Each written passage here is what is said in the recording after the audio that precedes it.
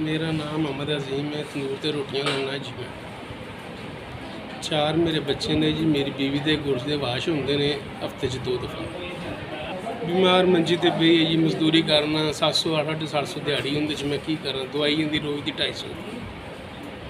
ईद के कपड़े जी बनाए नहीं बच्चों के। असी आप दे तो दूर रह गए तो खाण पीण तो व्यवहार बिजली का बिल मिलना बहुत औखा है।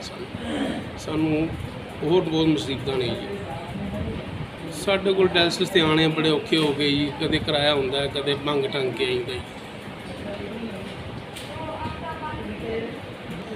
700 मेरी दिहाड़ी है जी। 250 की रोज़ की दवाई है। बेशक की साढ़े को बिल ला लो।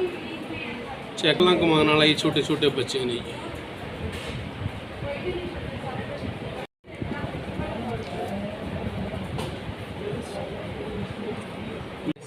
SBS ਦਾ ਸ਼ੁਕਰੀਆ ਜਿਨ੍ਹਾਂ ਨੇ ਇੱਥੋਂ ਕਾੜੇ 'ਚ ਆ ਕੇ ਸਾਡੀ ਗਰੀਬਾਂ ਦੀ ਮਦਦ ਕੀਤੀ। ਅਸੀਂ ਤਾਂ ਸੋਚ ਵੀ ਨਹੀਂ ਸਕਦੇ ਕਿ ਅਚਾਨਕ ਸਾਡੀ ਇੰਨੀ ਮਦਦ ਹੋ ਗਈ। ਸ਼ੁਕਰੀਆ, ਬਹੁਤ ਬਹੁਤ ਮਿਹਰਬਾਨੀ। ਅਸੀਂ ਤਾਂ ਸੋਚੀ ਪਏ ਹੋਏ ਸੀ ਕਿ ਬੱਚਿਆਂ ਦੇ ਕੱਪੜੇ ਕਿਸ ਤਰ੍ਹਾਂ ਲੈਣੇ ਨੇ ਕਿਤੇ। ਅਸੀਂ ਤਾਂ ਬੱਚਿਆਂ ਦਾ ਕੱਪੜਾ ਵੀ ਨਹੀਂ अल्लाह का फरिश्ता बन के टकरे हैं जी। असी भुल नहीं सकते जी। दुआवां च याद रखेंगे जी।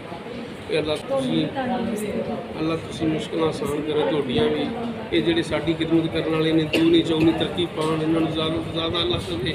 साडियां दुआवां ने जी। झोली चुक दुआवां देने अस पहला इन्हां दी जिहड़ियां मुश्किल आसान करे। इन्हां क रिज़्क देवे रब भुल्लणे। अल्लाह ताला इन्हां नूं हज उमरा साहब नसीब करावे। इन्हां दे बच्चिआं नूं, इन्हां दे रिश्तेदारां नूं, इन्हां दे अज़ीज़ाकारां नूं, इन्हां दे अड़ोसियां पड़ोसियां नूं अल्लाह ताला तंदुरुस्त